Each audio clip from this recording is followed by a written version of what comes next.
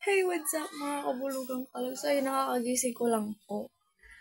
And kanina pa hinahanap yung aking baby. Alam niyo ba? Nakakita na ba kayo ng pusa na nagduduyan sa mismo kortina? Ano ba yung kaloka? Kailan pa naging duyan ang kortina? And maniwala kayo sa hindi. Yung name ng alaga ko, Patling. Kasi, di siya nanggaling eh. Kaya Patling, di ba? Napaka-unique. So, tingnan niyo yung pusa ko. Anong ginawa niya sa Tina? Ginawa niyang duyan at dito siya natulog. Ay! See? Naniniwala na kayo mga kabulugang kalog. Ayan o, ginawa niyang duyan. Ang kortina. Oh, diyan siya natutulog at nakatingin pa nga oh. Ayun o. Patling. Patling. Oh, tingnan niyo. Pwede siya iduyan dyan. Diyos ko. Patling, ginagawa mo dyan.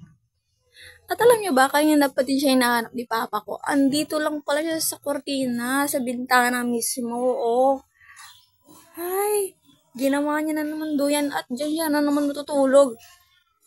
Minsan guys, kung hindi siya dito sa bintana to, dito siya sa may kabilang bintana. Ayan, nakaganyan din siya. Diyan siya natutulog din. O kaya dito. Pero madalas dito siya.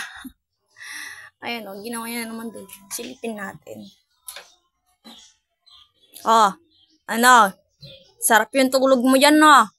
Napatleng.